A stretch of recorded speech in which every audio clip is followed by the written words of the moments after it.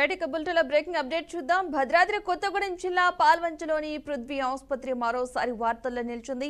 అనారోగ్యంతో ఆసుపత్రిలో చేరిన ఓ మహిళకు చికిత్స చేసే మయంతో వైద్యుల నిర్లక్ష్యం వెలుగులోకి చూసింది.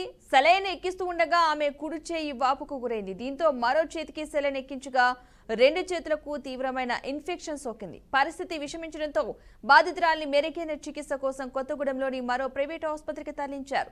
అయితే అక్కడ వైద్యులు చికిత్సకు నిరాకరించడంతో మరో ఆసుపత్రిలో చికిత్స పొంది బాధితురాలు తిరిగి పాల్వంచకు చేరుకున్నారు. ఈ క్రమంలో కుటుంబ సభ్యులు బంధువులతో కలిసి బాధితురాలు తిరిగి పృథ్వీ ఆసుపత్రిని నిలదీశారు. ఆసుపత్రిలో జరిగిన వైద్య నిర్లక్ష్యంపై నిలదీయగా ఇరుపక్షాల పెద్ద మనుషుల సమక్షంలో చికిత్సకు వచ్చిన ఖర్చులు భరిస్తామని వైద్యులైతే హామీ ఇచ్చారు. ఆ హామీకి దూరమైన వైద్యుల వైఖరిపై బాధితులు ఆందోళనకు దిగారు. కుటుంబ సభ్యుల ఫిర్యాదు మేరకు పోలీసులు సంఘటనా స్థలానికి చేరుకుని పరిస్థితిని సమీక్షించారు. అనంతరం బాధితులు పోలీస్ స్టేషన్కి వెళ్లి ఫిర్యాదు చేశారు. దీంతో పృథ్వీ ఆసుపత్రిలో వైద్య నిర్లక్ష్యం మరోసారి బయటపడిందని స్థానికులు ఆరోపిస్తున్నారు.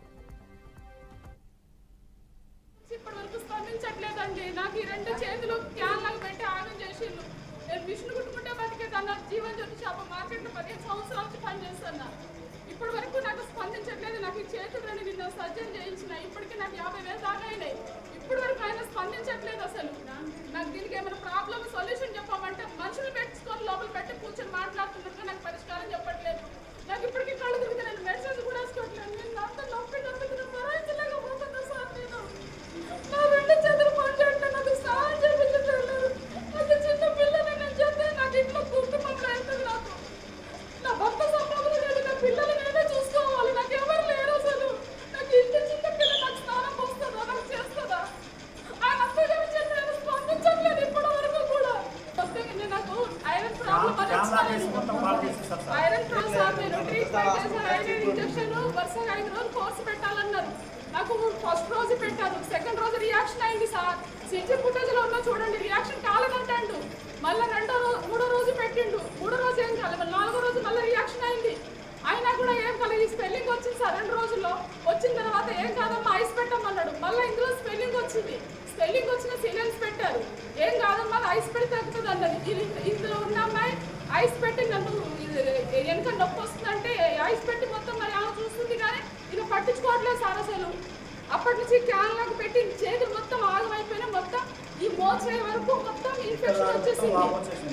ఇన్ఫెక్షన్ వచ్చింది. 6 పాయింట్ ఇన్ఫెక్షన్ వచ్చిందమ్మా నీకు అసలు ఇప్పుడు ఇంకా ఈ 3 నెలల దగ్గర నీకు తగ్గదన్నారు. ఇప్పటి వరకు 7 ఏళ్ల వాపులు తగ్గలేదు. నిన్న సర్జరీ చేయించిన అసలు నాకైతే అసలు మొత్తం ఉన్నదాంట్లో మత్తు లేకుండా మొత్తం కోసిపడి సార్. నొప్పి భరాయించలేకపోతున్నా సార్. నేనైతే నాకైతే మీరు న్యాయం చేయండి సార్. నా వల్ల కావట్లేదు సార్. నాకు చిన్న పిల్లలు సార్. పని చేస్తే బతికేదాన్ని సార్. నేను దయచేసి మీకు నాకు న్యాయం చేయండి సార్. ఇక ఈ ఘటనకు సంబంధించిన పూర్తి సమాచారాన్ని మా ప్రతినిధి రాజేంద్ర అందిస్తారు. రాజేంద్ర చెప్పండి. Thank you Padma. భద్రాద్రి కొత్తగూడెం జిల్లా పాల్వంచ పట్టణంలోని పలు ప్రైవేటు ఆసుపత్రిలో ధనార్జన ధ్యేయంగా పనిచేస్తున్నట్లుగా స్థానిక ప్రజలు ఆరోపణలు గుప్పిస్తున్నారు. కరకగూడెం గ్రామానికి చెందిన ఒక నిరుపేద కుటుంబం ఈ హాస్పిటల్ వచ్చిన నేపథ్యంలో జరిగిన సంఘటన తాజాగా పాల్వంచ పట్టణంలో కలకలం నెలకొల్పింది. ఒక మహిళ అనారోగ్యంతో ఉండటంతో నీరసంగా ఉన్నందున ఆసుపత్రిలో చికిత్స చేయించేందుకు సదరు కుటుంబ సభ్యులు పాల్వంచ పట్టణంలోని పృథ్వీ హాస్పిటల్కు వచ్చారు. 3 రోజుల క్రితం హాస్పిటల్కు వచ్చిన నేపథ్యంలో ఆ మహిళకు బలహీనంగా ఉందని, బ్లడ్ లెవెల్స్ తక్కువగా ఉన్నాయని చెప్పేసి వైద్యులు పేర్కొనడంతో పాటు సెలైన్ ఎక్కించే ప్రయత్నాలు చేశారు. చికిత్సలో భాగంగా సెలైన్ ఎక్కిస్తుండగా ఒక చెయ్యి వాపు రావడంతో మరో చెయ్యికి సెలైన్ పెట్టడంతో అది కూడా వాపు రావడంతో ఇన్ఫెక్షన్ జరిగినట్టుగా గుర్తించారు. అయితే అప్పటికే పరిస్థితి విషమించినట్టుగా గుర్తించిన ఆ ప్రైవేట్ ఆసుపత్రి వైద్యులు మాత్రం చికిత్స మరో ప్రాంతంలో చేయించుకోవాలని చెప్పడంతో స్థానిక ప్రజల సహకారంతో ఆ కుటుంబం మరో ప్రైవేట్ ఆసుపత్రికి వెళ్లారు. అక్కడ కూడా వైద్యం చేసేందుకు నిరాకరించడంతో మరో ఆసుపత్రిని ఆశ్రయించి సదరు మహిళ చికిత్స చేయించుకొని మెరుగుపడింది. అయితే ప్రాథమికంగా పృథ్వీ హాస్పిటల్లో ఏదైతే చికిత్స చేస్తుండగా తమకు అనారోగ్యం మరింతగా పెరగడంతో పాటు పరిస్థితి విషమించే పరిస్థితికి సదరు ఆసుపత్రి వైద్య సిబ్బంది కారణమని చెప్పేసి ఆరోపిస్తూ మహిళ కుటుంబ సభ్యులు ఆసుపత్రి ఎదుట ఆందోళనకు దిగారు. దీంతో పరిస్థితి కొంత ఉద్రిక్తకు దారి తీయడంతో ఆసుపత్రి వర్గాల ఫిర్యాదు మేరకు పోలీసులు ఘటనా స్థలానికి చేరుకొని పరిస్థితిని అదుపులోకి వచ్చారు. అయితే వైద్యానికైన ఖర్చులు కానీ రాకపోకలు కానీ ఇతర వాటికి సంబంధించి కూడా కొంత తమ ఆర్థికంగా సహకరిస్తామని అందిస్తామని చెప్పేసి ప్రైవేటు పృథ్వీ హాస్పిటల్ యాజమాన్యం సదరు బాధిత కుటుంబానికి హామీ ఇచ్చినప్పటికీ ఆ హామీ నిలబెట్టుకోకపోవడంతో బాధితులు మాత్రం ఆందోళన చేపట్టారు. దీంతో పరిస్థితి తారుమారైన పరిస్థితి రావడంతో బాధిత కుటుంబ సభ్యుల ఆందోళన పెద్ద ఎత్తున నిర్వహించడంతో స్థానిక ప్రజలు కూడా సహకరిస్తున్న పరిస్థితి కనిపిస్తుంది. అయితే పోలీసులు రంగప్రవేశం చేసి ఇరు వర్గాల వాదనలు విన్నంతరం పరిస్థితిని అదుపులోకి తీసుకొచ్చారు. అయితే బాధిత కుటుంబం మాత్రం ప్రధానంగా తాము వైద్య ఖర్చులు ఇస్తామని చెప్పడంతో పాటు మాట తప్పారని, తక్షణమే వైద్య ఖర్చులు ఇవ్వడంతో పాటు యాజమాన్యంపై చర్యలు తీసుకోవాలని, వైద్యులపై చర్యలు తీసుకోవాలని చెప్పి ప్రధానంగా డిమాండ్ చేస్తున్న పరిస్థితి ఉంది. పోలీసులు మాత్రం ప్రాథమికంగా విచారణ కొనసాగిస్తున్నారు. ఇంకా ఎఫ్ఐఆర్ బాధిత కుటుంబాలు ఆసుపత్రి వర్గాలు కూడా చర్చించుకున్న నేపథ్యంలో జరిగిన సంఘటనకు బాధ్యులు దానిపై పూర్తిగా విచారణ నిర్వహించిన అనంతరం ఎఫ్ఐఆర్ నమోదు చేసి కేసు దర్యాప్తు చేస్తామని చెప్పి పోలీసులు అంటున్న పరిస్థితి కనపడుతుంది. Padma. Right, thank you Rajendra.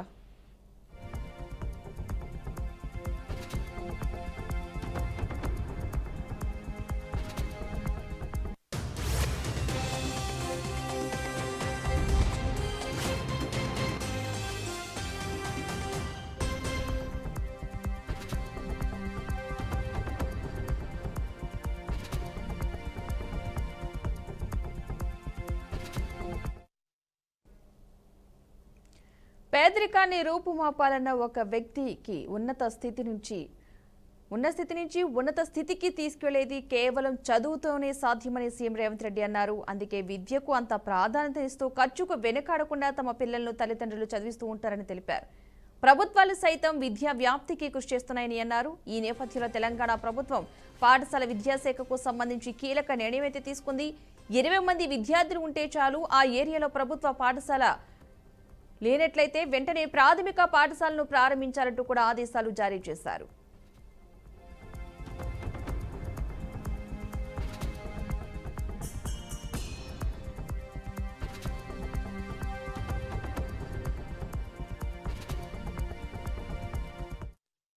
మొదటి విడతలో 94 స్కూల్స్ పట్టణ ప్రాంతాల్లో, 63 ప్రైమరీ స్కూల్స్ గ్రామీణ ప్రాంతాల్లో వెంటనే ప్రారంభించాలని ఆదేశించారు. 20 కంటే ఎక్కువ మంది విద్యార్థులు ఉన్న ప్రభుత్వ స్థానిక సంస్థల పాఠశాల అందుబాటులో లేని గ్రామీణ ఆవాసాలు, పట్టణ కాలనీలు, వార్డులో ప్రైమరీ స్కూల్స్ అందుబాటులో ఉన్న ప్రభుత్వ గృహాల్లో లేదా అద్దె వసతి గృహాల్లో పాఠశాలను వెంటనే ప్రారంభించడానికి చర్యలు తీసుకోవాలని డీఈఓలకు ఆదేశాలు జారీ చేశారు. ఇక ఫర్నిచర్, స్టేషనరీ, విద్యా సామాగ్రి, ఇతర వస్తువులకు అవసరమైన బడ్జెట్ ను డిఎస్ఈ ద్వారా జిల్లా కలెక్టర్కు విడుదల చేయనుంది. 212 గ్రామీణ ఆవాసాల్లో, 359 పట్టణ కాలనీలు, వార్డులో ప్రాథమిక పాఠశాలలు ఏర్పాటు కానున్నాయి.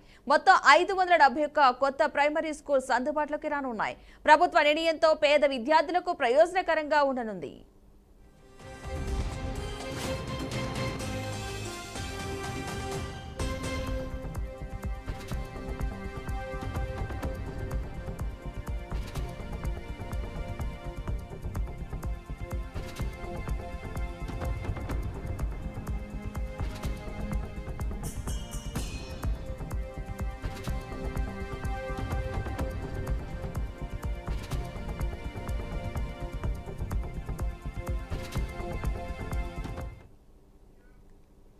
ఎగువ ప్రాంతాల్లో భారీ వర్షాలు కురుస్తుండటంతో తుంగభద్ర డ్యాంకు వరద ప్రవాహం క్రమంగా కొనసాగుతుంది. ప్రస్తుతం డ్యామ్ ఇన్ఫ్లో 71,052 క్యూసెక్లు ఉండగా అవుట్ఫ్లో 65,464 క్యూసెక్లుగా ఉంది. ఇక దీంతో అధికారులు 21 గేట్లను ఎత్తి నీటిని దిగువకు విడుదల చేస్తున్నారు. డ్యాం పూర్తి స్థాయి నీటి మట్టం 1633 అడుగులు కాగా ప్రస్తుత నీటి మట్టం 1624.95 అడుగులుగా ఉందని డ్యాం అధికారులు చెప్పారు.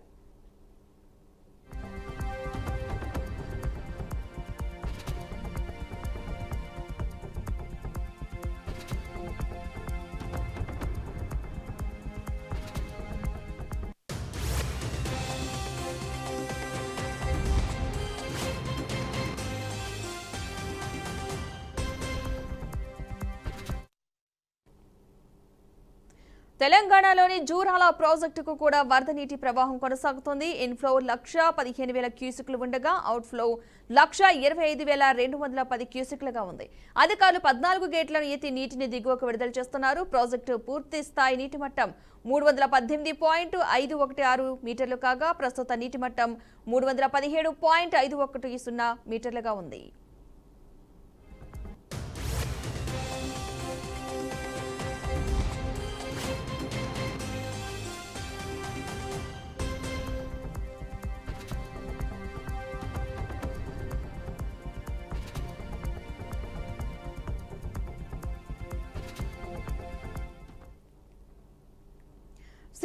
జలాశయానికి భారీగా వరద ప్రవాహం వస్తోంది. ఎగువన కురుస్తున్న భారీ వర్షాలతో శ్రీశైలం ప్రాజెక్టు జలకళ సంతరించుకుంది. శ్రీశైలం ప్రాజెక్టు ప్రస్తుత ఇన్ఫ్లో 1,22,630 క్యూసెక్లు కాగా అవుట్ఫ్లో 67,019 క్యూసెక్లుగా ఉంది. మొత్తం మీద శ్రీశైలం జలాశయం పూర్తి స్థాయి నీటి మట్టం 885 అడుగులు కాగా ప్రస్తుత నీటి మట్టం 876.90 అడుగులకు చేరుకుంది. కుడి ఎడమ జల విద్యుత్ కేంద్రాల్లో విద్యుత్ ఉత్పత్తి అయితే కొనసాగుతుంది. ఈ క్రమంలో మరో 2-3 రోజుల పాటు భారీ వర్షాలు ఉన్నాయన్న వాతావరణ శాఖ హెచ్చరికలతో మరింత వరద నీరు చేరే అవకాశాలున్నాయి. శ్రీశైలం ప్రాజెక్టు పూర్తి స్థాయి నీటి నిల్వ 215.7080 టీఎంసీలు ప్రస్తుతం 166.3148 టీఎంసీలుగా ఉందని నీటిపారుదల శాఖ అధికారులు తెలిపారు.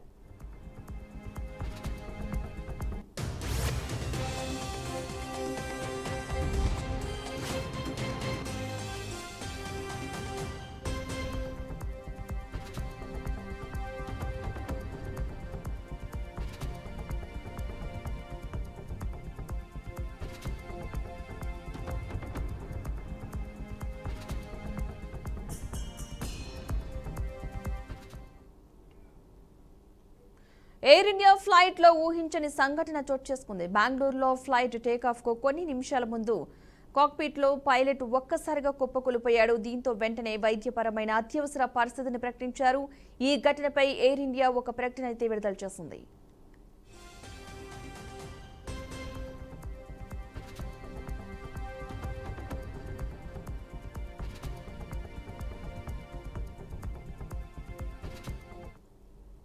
తమ పైలట్లలో ఒకరికి ఆరోగ్యపరంగా అత్యవసర పరిస్థితి తలెత్తడంతో బెంగళూరు నుంచి ఢిల్లీకి వెళ్లాల్సిన విమానాన్ని నడపలేకపోయారని పేర్కొంది. వెంటనే ఆయనను సమీపంలోని ఆసుపత్రికి తరలించామని, ప్రస్తుతం పైలట్ ఆరోగ్య పరిస్థితి నిలకడగా ఉందని తెలిపింది.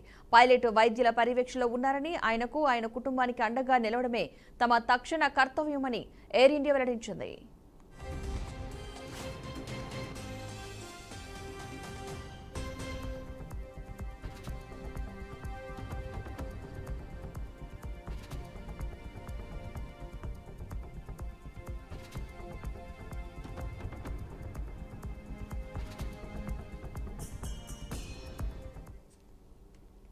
ఇక ఈ సంఘటన కారణంగా బెంగళూరు నుంచి ఢిల్లీకి వెళ్లాల్సిన ఫ్లైట్ ను కొంతసేపు నిలిపివేశారు. మరో పైలట్ వచ్చిన తర్వాత ఫ్లైట్ బయలుదేరిందని ఎయిర్ ఇండియా తెలిపింది.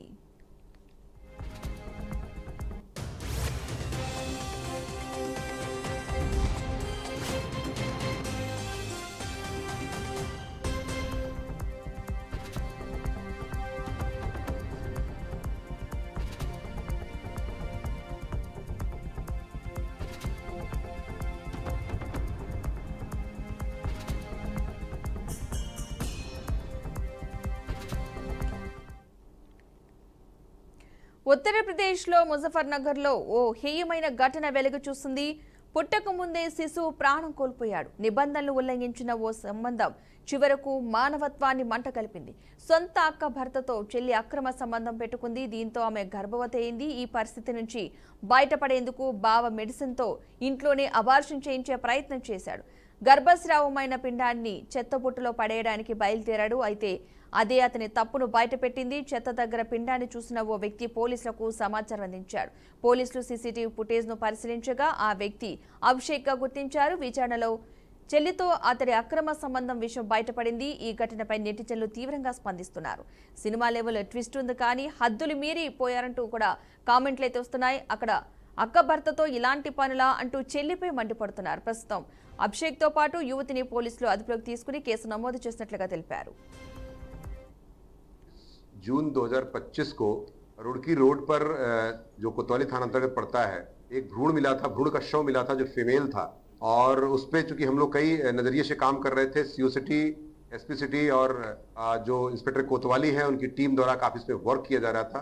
और लगभग 100 से 150 कैमरे ऑपरेशन त्रिनेत्र के तहत जो लगाए गए हैं, उनका उपयोग फॉरवर्ड कैमरे फिर बैक कैमरे भी देखे गए, जिसपे से ट्रेस किया गया कि अभिषेक जो मुख्य मुलजिम है इसका और उसकी साली उसमें सह अभियुक्त है, ये आसपास ही रहते थे। और बच्चा देखने के जो उसकी पत्नी को बच्चा रह गया था तो देखने के लिए वो आई थी। उस दौरान उनके प्रेम संबंध हो गए, जिसके वजह से ये प्रेगनेंसी का कंडीशन हो गई थी। और 6 महीने के आसपास जब ये हो रहा था तो इन्होंने अपने ही घर पे इसको अबॉर्ट करके वहां डाल दिया था मृत भ्रूण को, और उसी आधार पर ये कैमरे के आधार पर इसको फिर ट्रेस किया गया, जिसमें पुलिस वालों ने काफी मेहनत किया इसमें।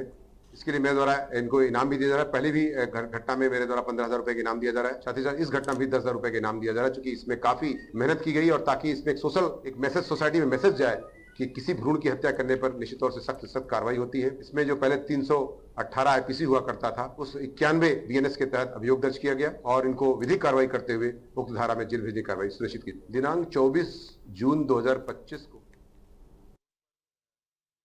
నిర్మల్ జిల్లా బైంసా పట్టణంలో మావోయిస్టు అగ్ర నాయకులకు సందేశం ఇచ్చేలా మావోయిస్టు ఆత్మ పరిరక్షణ ప్రజా ఫ్రంట్ పేరిట పోస్టర్లు వెలిశాయి. అడవిని వీడి ప్రజల్లోకి రండి, ప్రజాస్వామ్య గొంతుక కండి, ఆయుధాలు మనకొద్దు, ప్రజామోద మార్గమే మనకు ముద్దు అంటూ ఈ పోస్టర్లో విజ్ఞప్తి వ్యక్తమైంది. అయితే భైంసాలో ఇలాంటి పోస్టర్ వెలువడడం ఇదే మొదటిసారి. స్థానికులు ఈ పోస్టర్ను ఆసక్తిగా పరిశీలిస్తున్నారు. ఈ పోస్టర్ను ఎవరు అతికించారు అన్నది ప్రస్తుతం చర్చనీయాంశంగా మారింది.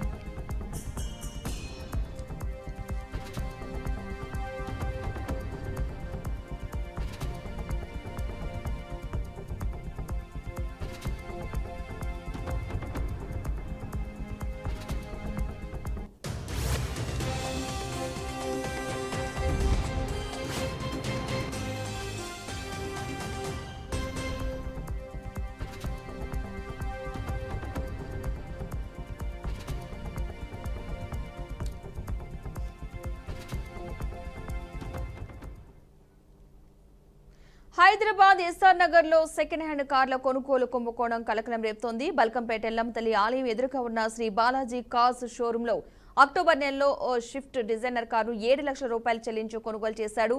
ఒక నెల తర్వాత తాను కొనుగోలు చేసిన కారుపై ఫైనాన్స్ ఉందని, అలాగే వాటి ఈఎంలు చెల్లించలేదని తెలిసింది. ఫైనాన్స్ కంపెనీ వారు కారును స్వాధీనం చేసుకున్నట్లు బాధితుడు తెలిపారు.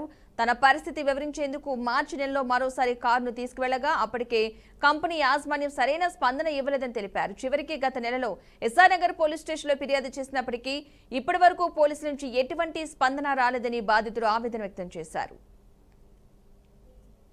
నేను శ్రీబాలాజీ కార్స్ వాళ్ళని కన్సల్ట్ అయ్యి ఒక 1.18 lakhs పే చేశాను అనమాట. ఒక షిఫ్ట్ డిజైర్ కార్ తీసుకుందాం అని చెప్పేసి తీసుకున్న తర్వాతకి వాళ్ళు ఒక 10 days తిప్పారు. లైక్ ఈఎంఐ మీ పేరు మీద కావట్లేదు అంటే, ఫైనాన్స్ కావట్లేదు ఏదని చెప్పేసి. సరే అన్న మొత్తం డబ్బులు కడితే మరి కార్ ఎప్పటికల్లా ఇస్తారు అంటే, రేపటికల్లా అయిపోద్దామా మొత్తం అని చెప్పేసి డబ్బులు కట్టించుకున్నారు. కార్ ఇచ్చి పంపించారు. వారం అవుతుంది, 10 రోజులు అవుతుంది, 20 రోజులు అవుతుంది. మరి ఏంటన్నా అంటే ఓనర్ దొరకట్లేదు, ఓనర్ రావట్లేదు, ఈ ప్రాబ్లం ఆ ప్రాబ్లం అని తెప్పిస్తా ఉన్నారు. ఆ ఓనర్ ఎవరైతే ఉన్నాడో జీపీఎస్ పట్టుకొని నా దగ్గరకు వచ్చేసి ఈ కారు మాది, మీకు ఎవరు ఇచ్చారు అది అని చెప్పేసి గట్టిగా మాట్లాడి, లేదు నేను ఇక్కడ కొనుక్కున్నానండి శ్రీబాలాజీ కార్ దగ్గర, మీరు ఏమైనా ఉంటే ఎవరు కార్కి ఇచ్చారో వాళ్ళని అడుక్కోని అని చెప్పి గట్టిగా బెదిరిస్తే వాళ్ళు వెళ్ళిపోయారు. నెక్స్ట్ ఒక 2 days తర్వాత నాకు ఇక్కడ పిఎస్ నుంచి కాల్ వచ్చింది, ఇట్లా శ్రీబాలాజీ కార్స్ నుంచి మీరు కారు కొనుక్కున్నారా ఒకసారి స్టేషన్ కానీ. వస్తే ఇక్కడ ఎస్ఐ గారు, నీ దగ్గరగా ఏ డాక్యుమెంట్స్ లేవు కదమ్మా, ఈ కార్ లీగల్గా అయితే నీ దగ్గర ఉండదు కదా, సో నువ్వు వారి కార్కి ఇచ్చేసి నేను ఎవరైతే ఫ్రాడ్ చేశారో అతని మీద కంప్లైంట్ పెట్టని చెప్పేసి మాట్లాడారు అనమాట. నా పేరు రాకేష్ విడప్. నేను మహారాష్ట్ర నుంచి హైదరాబాద్ వచ్చాను జాబ్ సర్చింగ్ కోసము. అప్పుడు నాకు హాస్టల్లో దుర్గా ప్రసాద్ అనే వ్యక్తి పరిచయం అయ్యాడు. అప్పుడు నేను జాబ్ సెర్చ్ చేస్తున్నాను తెలిసి ఆయన నాకు అప్పుడు రిసెషన్ వల్ల నాకు వేరే జాబ్ దొరకట్లేదు. సో ఆయన కొంచెం మనీ, ఆయనకి కన్సల్టెన్సీ ఉంది, నాకు అమౌంట్ పే చేస్తే మీకు జాబ్ ప్రొవైడ్ చేస్తానని చెప్పారు. అప్పుడు నేను ఆయనకి 3,35,000 అమౌంట్ పే చేశాను. సో ఆయన నాకు అమౌంట్ తీసుకొని ఒక ఒక కేరళలో ఉన్న కంపెనీ నేమ్ యూజ్ చేసుకొని, దాని లోగోస్ యూజ్ చేసుకొని ఫేక్ ఆఫర్ లెటర్ నాకు వాళ్ళు ప్రొవైడ్ చేశారు. అన్ని ఎడిట్ చేసి ఆ కంపెనీ నేమ్ పైన కూడా ఫేక్ మెయిల్ ఐడి క్రియేట్ చేసి నాకు వాళ్ళు ఫేక్ ఆఫర్ లెటర్ చేశారు. సో 1 month తర్వాత వాళ్ళు నాకు నేను కట్టిన అమౌంట్లో నుంచే నాకు క్యాష్ డిపాజిట్ మెషిన్ యూజ్ చేసి నాకు శాలరీ క్రెడిట్ చేశారు. సో నాకు అది డౌట్ వచ్చి నేను ఎంక్వైరీ చేస్తే మొత్తం ఫేక్ అని అప్పుడు అర్థమైపోయి నేను వాళ్ళ కన్సల్టెన్సీ ఆఫీస్కి వెళ్ళాను. ఎస్ఆర్ నగర్లోనే వాళ్ళ కన్సల్టెన్సీ ఆఫీస్ ఉంది, వాళ్ళ జే మాస్టర్ ట్రైనింగ్ అండ్ ప్లేస్మెంట్ వాళ్ళ కన్సల్టెన్సీ నేమ్. సో వెళ్ళి నాకు నా అమౌంట్ రిటర్న్ ఇచ్చేసింది, ఇదంతా ఫేక్ లా ఉందని చెప్పేసి అడిగితే, మీరు రెసిగ్నేషన్ పెట్టింది, మీ అమౌంట్ రిటర్న్ ఇచ్చేస్తాము, మొత్తం కట్ చేసుకొని ఆ ట్రైనింగ్ ఛార్జెస్, కన్సల్టెన్సీ ఛార్జెస్ అన్ని కట్ చేసుకొని రిమైనింగ్ అమౌంట్ ఇస్తానని చెప్పారు. ఎప్పుడు August 25, 2024 వరకు మొత్తం ఫుల్ అమౌంట్ ఇచ్చేస్తానని చెప్పారు. కానీ ఇప్పటికీ 1 year దాటిపోయింది, ఇంతవరకు నాకు నా ఫుల్ అమౌంట్ సెటిల్ చేయలే. నా పేరు రాకేష్ విడప్. నేను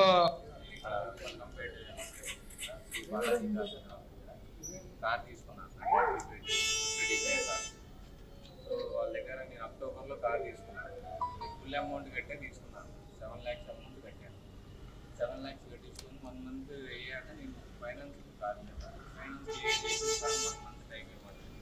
7 lakhs అమౌంట్ కట్టించుకున్నాక ఫైనాన్స్ నేను బండి తెచ్చుకున్నాను. ఈఎంఐ కట్టలేదు. ఈఎంఐ కట్టకుండా అంతే ఉండేసరికి ఫైనాన్స్ సేల్ చేసుకున్నాను. బండి సేల్ చేసుకున్నారు. ఈ 3 months అయింది. మార్చిలో బండి తీసుకెళ్ళిపోయారు. మార్చి నుంచి ఇప్పుడు దాకా కనీసం రెస్పాండ్ అవ్వట్లేదు. తను రేపు చేస్తా ఏం చేస్తా అని పిఎస్లో కూడా కంప్లైంట్ ఇచ్చాము. కనీసం పిఎస్ కూడా కనీసం ఒకసారి కూడా కాల్ రాలేదు. పిఎస్ ఏమంటారు చేస్తామని అంటున్నారు. కనీసం 1 month నుంచి కనీసం ఒక కాల్ కూడా రాలేదు. అతని పేరు Shivshankar.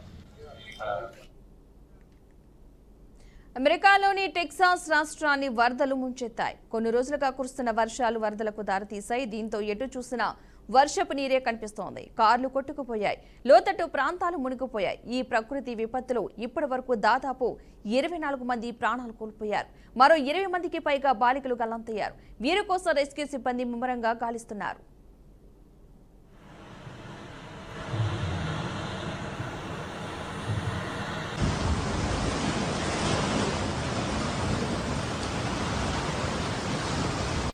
Get out! Get out of your car! Oh my God!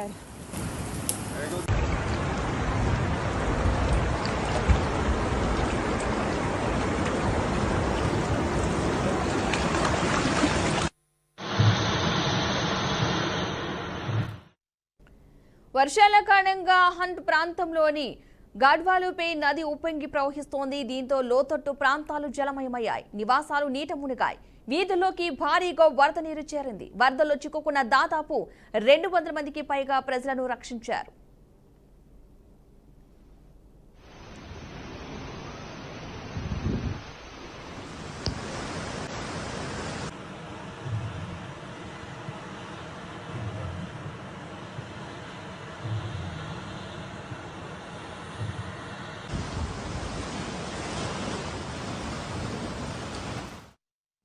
Guadalupe నదీ తీరంలో ఉన్న ప్రముఖ క్రిస్టియన్ క్యాంపులో వేసవి శిక్షణ శిబిరం నిర్వహిస్తున్నారు. ఈ క్యాంపును వరదలు ముంచెత్తడంతో ఇందులో దాదాపు 23 నుంచి 25 మంది బాలికలు గల్లంతైనట్లు అధికారులు వెల్లడించారు. దీంతో ఈ బాలికల తల్లిదండ్రులు తీవ్ర ఆందోళనకు గురవుతున్నారు. వారి ఆచూకీ తెలియజేయాలంటూ సామాజిక మాధ్యమాల్లో ఫోటోలు షేర్ చేస్తున్నారు. మరోవైపు బాలికల కోసం అధికారులు తీవ్రంగా గాలిస్తున్నారు. పడవలు, హెలికాప్టర్ల సాయంతో గాలింపు చర్యలు చేపట్టారు.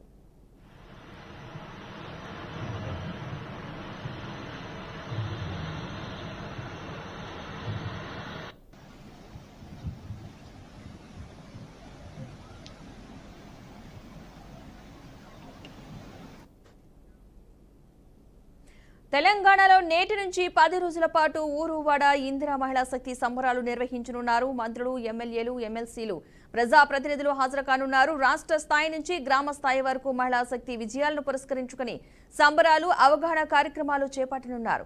కొత్త సభ్యులను చేర్పించేలా అన్ని స్థాయిల్లో కళాజాతాలు నిర్వహించనున్నారు. నియోజకవర్గాల వారీగా బ్యాంకు రుణాలు, మహిళా సంఘాలకు వడ్డీలు, ప్రమాద బీమా, లోన్ బీమా చెక్కుల పంపిణీ చేయనున్నారు.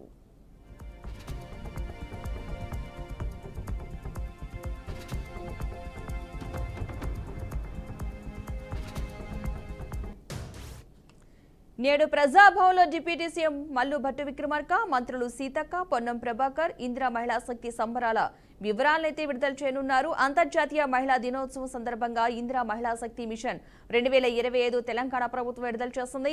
ఈ ఏడాది మహిళా స్వయం సహాయక బృందాల విజయాలతో పాటు భవిష్యత్తు కర్తవ్యాలను నిర్దేశిస్తూ ఇందిరా మిషన్ మహిళా శక్తి మిషన్ 2025 మహిళా ఆర్థిక స్వేచ్ఛ, ఉపాధి కల్పన, సంపద సృష్టిపై ప్రభుత్వం దృష్టి సారించింది.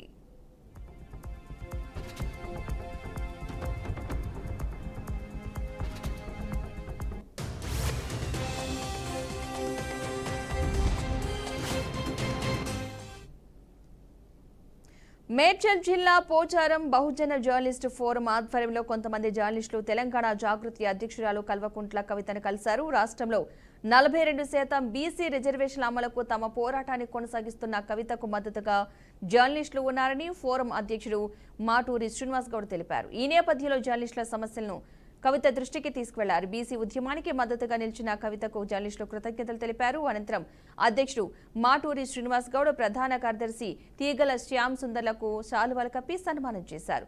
బహుజన రాజ్యం రావాలన్నదే మా ఆకాంక్ష అని, అందరూ ఏకతాటిపైకి రావాలని కల్వకుంట్ల కవిత అన్నారు. జూలై 17న చేపట్టనున్న రైల్ రోకో కార్యక్రమాన్ని బహుజనులు విజయవంతం చేయాలని పేర్కొన్నారు. బహుజన జర్నలిస్టుల ఫోరం ఈరోజు జాగృతి కవితక్క గారిని కలవడం జరిగింది. మా బృందం కలిసి సంబంధించిన బీసీలకు కావాల్సిన 42 రిజర్వేషన్కు ఆమె కృషి చేస్తున్న వలన మద్దతు తెలపడానికి మేము వచ్చి కలిశాము. దాంతో మన జర్నలిస్టులకు సంబంధించిన సమస్యలను ఆమె అనంతపురం జిల్లా వ్యాప్తంగా మొహరం వేడుకలు ఘనంగా జరుగుతున్నాయి. కుల మతాలకు అతీతంగా గ్రామాల్లో ఈ వేడుకలు ఉత్సాహంగా నిర్వహిస్తున్నారు. అయితే ఉరవకొండ మండలంలోని ఆమిద్యాల గ్రామంలో జరిగే మొహరం వేడుకలు కొంచెం భిన్నంగా ఉంటాయి. ఈ గ్రామంలో స్వాముల ఊరేగింపు సందర్భంగా గ్రామస్తులంతా గుంపులుగా చేరి వేట కొడవళ్లు, కత్తులతో నృత్యాలు చేస్తారు. మేళ తాళాలు, తప్పెట్ల శబ్దాలకు అనుగుణంగా ఊరేగింపులో పాల్గొంటారు. బోనాలను మోస్తూ ఊరేగింపు మొత్తం స్టెప్పులు వేస్తూ ప్రదర్శనిస్తారు. ఇదొక పాత సాంప్రదాయంగా ఎన్నో ఏళ్లుగా గ్రామంలో కొనసాగుతూ ఉండగా ఇప్పటి వరకు ఎలాంటి అశాంతి లేనిదిగా గ్రామస్తులు తెలిపారు. ఈ వేడుకలను శాంతియుతంగా నిర్వహిస్తున్నారని గ్రామస్తులు తెలిపారు.